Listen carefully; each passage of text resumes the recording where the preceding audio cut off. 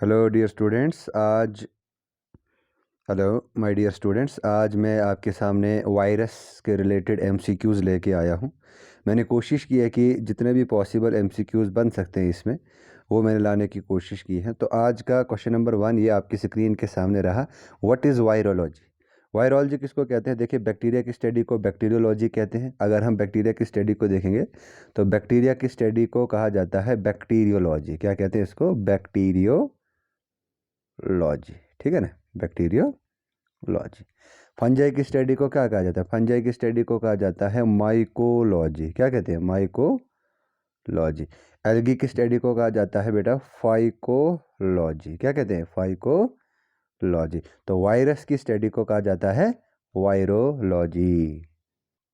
चलिए, हमारा next question है, क्वेश्चन नंबर 2 है, हु डिस्कवर्ड वायरसेस? वायरसेस को किसने डिस्कवर किया है? तो याद रखना, ये याद रखना आपने, डिमिट्री विनोस्की जो है, इन्होंने जो है वायरस को डिस्कवर किया है। ठीक है ना। तो इसका सीधा सीधा आंसर है क्या कहते हैं, एलरमैन भी नहीं आ सकता, टवर्ड भी नहीं, तो मार्टिनस बेजरनिक भी नहीं आएगा। तो answer will be the Dmitri Ivanovsky. ठीक है ना। नेक्स्ट क्वेश्चन ये आपके सामने है। A fully formed infectious viral particles is called. जो fully formed infectious viral particle है, क्या उसको वायरॉइड कहते हैं? नहीं। वायरोसाइड कहते हैं? नहीं। इसको वायरॉन कहते हैं। ठीक है ना। ये वायरॉन जो है, ये फुली इन्फेक्शियस वायरल पार्टिकल है। चलिए, हमारा नेक्स्ट क्वेश्चन है, कहते हैं कि the genetic material of viruses consist of. देखिए, जेनेटिक मटेरियल वायरसेस में क्या होता है, ये डीएनए भी हो सकता है और आरएनए भी हो सकता है। देखिए, अगर हम जेनेटिक मटेरियल की बात करेंगे वायरसेस में, किसमें? वायरसेस में जेनेटिक मटेरियल, ये डीएनए भी हो सकता है, मोस्ट प्रोबेबली आरएनए होता है। ठीक है ना। डीएनए में भी ये सिंगल स्ट्रैंडेड डीएनए हो सकता है, या ये डबल स्ट्रैंडेड डीएनए हो सकता है। ठीक है ना। और आरएनए में भी क्या हो सकता है, ये सिंगल स्ट्रैंडेड आरएनए हो सकता है और डबल स्ट्रैंडेड आरएनए हो सकता है। ठीक है ना। तो जेनेटिक मटेरियल ये डीएनए भी हो सकता है, आरएनए भी हो सकता है। डीएनए में सिंगल स्ट्रैंडेड भी और डबल स्ट्रैंडेड भी, और आरएनए में भी सिंगल स्ट्रैंडेड और डबल स्ट्रैंडेड हो सकता है। तो क्वेश्चन नंबर 3 होप आपको समझ आया होगा। नाउ हमारा नेक्स्ट क्वेश्चन है। नेक्स्ट क्वेश्चन ये आपके सामने है। क्वेश्चन को अच्छे से समझना। क्या कहते हैं? The protein coat of virus is called. देखिए, वायरस में एक तो जेनेटिक मटेरियल होगा या डीएनए आरएनए होगा, इसके अराउंड रैप होती हैं प्रोटीन कोट। ठीक है ना। अब ये प्रोटीन कोट जो है, ये किसकी बनी होती है? तो न्यूक्लियोइड तो आ गया ये वाला हिस्सा। ठीक है ना। कैप्सोमर प्रोटीन्स के बने होते हैं, ऐसे करके स्पाइक्स अगर लगी होंगी वायरस में, तो उससे हम कहते हैं कैप्सोमर। तो ये आएगा, the protein coat of virus is called, उससे कहा जाता है कैप्सिड। क्या कहते हैं उसको? कैप्सिड कहते हैं। ठीक है ना। तो ये आउटर एनवलप भी आता है। तो इसमें सीधा सीधा याद रखना है, the protein coat of virus is called, इसमें आता है कैप्सिड। चलिए, ये नेक्स्ट क्वेश्चन है, which of the following is the largest virus? आपने बताना है लार्जेस्ट वायरस क्या है। तो ये आपने लिखना है कमेंट सेक्शन में। ये इजी क्वेश्चन है, ये आपने लिखना है कमेंट बॉक्स में। आप इसको आंसर करोगे कि कौन सा वायरस जो है वो लार्जेस्ट वायरस है। चलिए, हमारा नेक्स्ट क्वेश्चन है कि टोबैको मोज़ेक वायरस, इसको शॉर्ट में TMV के नाम से भी लिखते हैं। टोबैको मोज़ेक वायरस क्या है? स्पेरिकल शेप्ड है। इसकी शेप पूछी है, TMV की शेप पूछी है, तो बेटा याद रखना, सीधा सीधा इसकी शेप जो है ये रॉड शेप होती है। चलिए, मैंने एक होमवर्क दिया था आपको। होमवर्क क्या था? मैंने पहले लिखा था कि बताओ जी, इसमें लार्जेस्ट वायरस कौन सा है। ये कहते हैं कि वायरस जिसमें स्मॉलेस्ट जीनोम होता है, सबसे छोटा जीनोम किस में होता है? मिमी वायरस में नहीं होता, हर्पिस में भी नहीं होता, रेबीज में भी नहीं होता, ये आएगा सर्को वायरस। ठीक है ना। सर्को वायरस में स्मॉलेस्ट जीनोम होता है।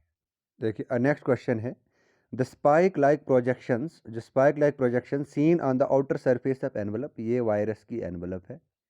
ये वायरस की एनवलप है, ये वायरस का जेनेटिक मटेरियल आ गया। इस वायरस की एनवलप पे ऐसे करके कुछ स्पाइक्स लगी हैं। ठीक है ना।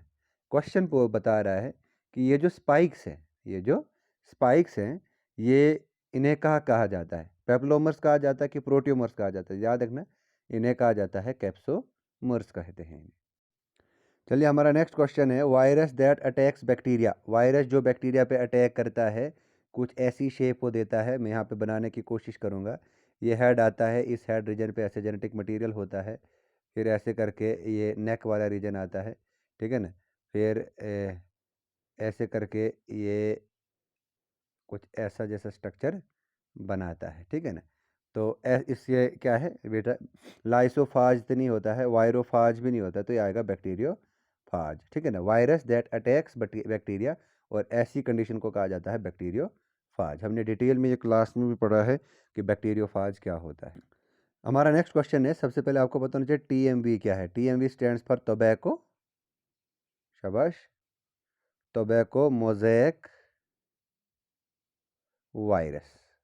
ये क्या है, टोबैको मोज़ेक वायरस है। तो बेसिकली ये एक आरएनए वायरस है। चलिए हमारा नेक्स्ट क्वेश्चन है, viral genome attached to the bacterial genome. Viral genome जो बैक्टीरियल जीनोम के साथ अटैच होता है, इसे क्या कहते हैं? क्या इसको प्रोफेज कहते हैं, लाइसोजेनी, लैक्टिक साइकिल, या वायरुलेंट फेज? ये तीन तो नहीं आएगा, तो इसको कहते हैं प्रोफेज स्टेज। जब वायरल जीनोम जो है बैक्टीरियल जीनोम के साथ अटैच होता है, मान लो हमारे पास ये एक बैक्टीरिया है, ठीक है ना, ये हमारे पास वायरस है, ठीक है ना, ये बैक्टीरिया का जीनोम है, ये बैक्टीरिया का जीनोम, ये दोनों जब अटैच हो जाएंगे तो ऐसी वाली कंडीशन को कहा जाता है प्रोफेज। क्या कहते हैं इसको? इसको प्रोफेज कहा जाता है। चलिए नेक्स्ट क्वेश्चन है, infectious RNA particles without protein code. Infectious RNA particle बताओ जो प्रोटीन कोड के, जिसमें प्रोटीन कोड नहीं, क्या उसको वायराइड कहते हैं, वायरॉन, वायरोसाइड, या prion? Infectious RNA particles without protein code, ठीक है ना, तो उससे क्या कहते हैं? ये भी बेटा आपके लिए होमवर्क है। ये दो क्वेश्चन आप मुझे कमेंट में बताओगे। कहाँ पे बताओगे? कमेंट में बताओगे। होप आप, मुझे उम्मीद है कि आप ये कमेंट सेक्शन में मुझे बताओगे। चलिए हमारा नेक्स्ट क्वेश्चन है, क्वेश्चन क्या कहता है, viruses outside their host cell survive as. Viruses host cell के बाहर वो एज ए सर्वाइव, या एल्गी, प्रोटोजोआ, बैक्टीरिया नहीं आएगा, तो इसका आएगा वायरॉन्स। वायरस जब आउटसाइड देयर होस्ट सेल रहेगा तो उसे वायरॉन्स कहते हैं। ये चीज़ आपने नोट करके रखनी है, उसे क्या कहते हैं? उसे वायरॉन्स कहते हैं। चलिए हमारा नेक्स्ट क्वेश्चन है, who is known as the father of virology. Virology का देखिए, वायरस टर्म जो है इन साहब ने दी थी, ये साहब जी जो यहाँ पे है बी नंबर पे, इन्होंने दी थी, लेकिन हमने बताना है फादर ऑफ वायरोलॉजी, वो है Martinus Beijerinck, known as father of virology. हमारा नेक्स्ट क्वेश्चन है, which of the following phage determine the specificity of the virus. ठीक है ना, वायरस की स्पेसिफिसिटी उसकी अटैचमेंट से देखी जाती है, याद रखना। वायरस कितना स्पेसिफिक है, डिपेंड्स ऑन इट्स अटैचमेंट। देखिए अनकोटिंग, रिलीज और पेनिट्रेशन, ये तीनों पैरामीटर नहीं है, the only parameter is attachment. चलिए हमारा नेक्स्ट क्वेश्चन कहता है, which of the following is the most common capsid shape of the virus. अगर हम कैप्सिड की शेप देखेंगे, कैप्सिड क्या होता है? आउटर मोस्ट को जो कवरिंग होती है, वो कौन सी? कून शेप भी नहीं होती है, क्यूब भी नहीं, रॉड भी नहीं, तो वो आएगा इकोसाहेड्रॉन। वो उसकी शेप कैसी होती है? इकोसाहेड्रॉन होती है। चलिए ये अच्छा लेवल का, ये अच्छे लेवल का क्वेश्चन है, which of the following viruses help dependovirus for replication. देखिए वायरस ने जब रेप्लिकेट करना है ना, वायरस ने जब अपनी कॉपी एग्जैक्ट बनानी है, ठीक है ना, जब ये रेप्लिकेट करेगा तो इसको किसकी ज़रूरत? ये डिपेंडो वायरस, दूसरे वायरस पे डिपेंडेंट है। मतलब ये वायरस ए है, इसने रेप्लिकेट करना है, इसने अपनी ए कॉपी बनानी है, तो ये किसी और बी वायरस पे डिपेंडेंट है। जब तक ना ये बी इसको मिलेगा तब तक ये वायरस रेप्लिकेट नहीं कर सकता है। तो विच of the following virus help dependent for replication? तो याद रखना ये है एडिनो वायरस। एडिनो वायरस जो है ये डिपेंडेंट होता है रेप्लिकेशन के लिए। ये क्वेश्चन भी अच्छा लेवल का क्वेश्चन है, which of the following is not a category of method of virus detection. अगर हमने वायरस को डिटेक्ट करना है, वायरस को आइसोलेट करना है, डिटेक्ट करना है, तो कौन सा मेथड इसमें हम अप्लाई नहीं कर सकते? देखिए न्यूक्लिक एसिड डिटेक्ट करेंगे तो हमारे पास उसका जेनेटिक मटेरियल निकल जाएगा कि कैसा है। सीरोलॉजी करेंगे, सीरम काउंट देखेंगे, तो ये भी एक मेथड आता है। मल्टीप्लिकेशन से भी हम देख सकते हैं। तो हेमेटोलॉजी जो है, हेमेटोलॉजी क्या है? ब्लड की स्टडी को हेमेटोलॉजी कहते हैं। तो haematology will be the right answer for question number this. एक और क्वेश्चन है, which of the following virus is ether sensitive. Ether sensitive कौन सा है? तो वो है पैरापो वायरस जो है, it is ether sensitive. Parapoxvirus जो है ये क्या है? ईथर सेंसिटिव है। ये क्वेश्चन भी बहुत अच्छे लेवल का क्वेश्चन है, which of the following virus promote cell death by apoptosis. देखो सेल की डेथ, एपोप्टोसिस होता है, इसको कहते हैं PCD. PCD stands for programmed, PCD क्या कहते हैं?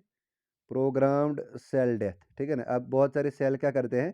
प्रोग्राम करते हैं, ठीक है ना, और नारे लगाते हैं कि आओ जी हम मरने वाले हैं, तो प्रोग्रामिंग करके बताते हैं कि हम अब मरने वाले हैं। तो इसमें से बताना है अपने, which of the following viruses promote cell death by apoptosis. तो वो बेटा आता है रूबीला वायरस। रूबीला वायरस जो है इसमें पीसीडी होता है, प्रोग्राम्ड सेल डेथ होती है। हमारा नेक्स्ट क्वेश्चन है which of the following is not, ये याद रखना, विच of the following is not the criteria for the classification of virus host interaction. देखिए वायरस अटैक किस पे करता है, होस्ट पे, तो वहाँ पे इंटरेक्शन होगी, तो वायरस होस्ट इंटरेक्शन पे कौन सा क्राइटेरिया नहीं है। देखिए sign and symptoms is the most important criteria, duration of infection भी क्राइटेरिया है, प्रोडक्शन ऑफ इन्फेक्शस प्रोजेनिस, ये तीनों क्राइटेरिया, तो ये तो नॉट में नहीं आएगा। तो size of the virus, virus की साइज डिपेंड नहीं करती है, ये ऑप्शन नंबर डी, इसका डी पार्ट आंसर आएगा।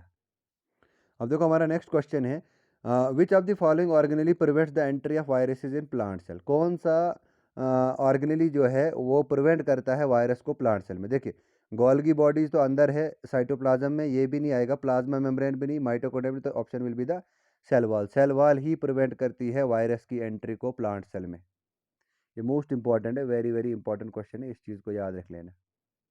अब देखो सबसे कॉमन क्वेश्चन जो ज़्यादा आप सबको पता होगा, विच of the following organ does influenza virus infect. जो इन्फ्लुएंजा वायरस है, इन्फ्लुएंजा किससे होता है, हीमोफिलस इन्फ्लुएंजी से, हीमोफिलस इन्फ्लुएंजी से जो है ये होता है। अब आपने बताना है कि ये किस, और देखिए हार्ट को भी अटैक नहीं करता है, ये लीवर को भी नहीं, किडनी को भी नहीं, तो answer will be the respiratory system, हमारे रेस्पिरेटरी सिस्टम को ये अटैक करता है।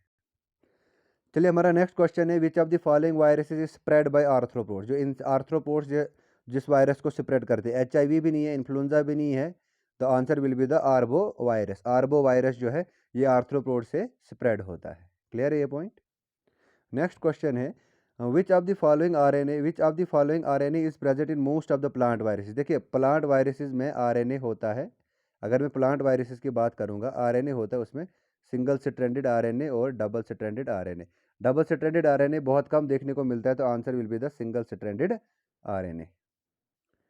चलिए हमारा नेक्स्ट क्वेश्चन है which of the following is used as the treatment of infection from RNA virus. अगर आरएनए वायरस की इन्फेक्शन, तो किसका ट्रीटमेंट हम देंगे, ठीक है ना। तो इसमें आपने याद रखना है, ये भी नहीं आएगा, ये इसका आएगा रिबावायरिन, ठीक है ना। रिबावायरिन जो है ये आरएनए वायरस के अगेंस्ट काम करेगा, तो answer will be the ribavirin.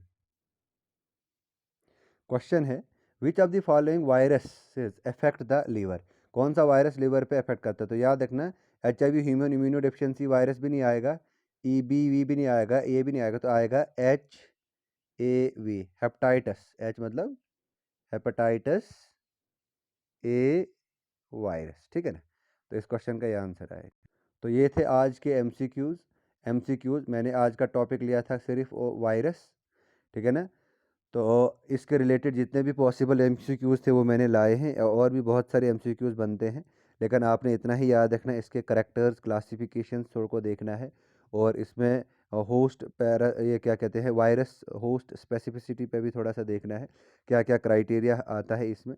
तो ये थे कुछ आज के इंपॉर्टेंट MCQs। होप आपने इस सेक्शन को अच्छे से सुना होगा, और कोशिश करना आप कि इसको ज़्यादा से ज़्यादा शेयर करने की।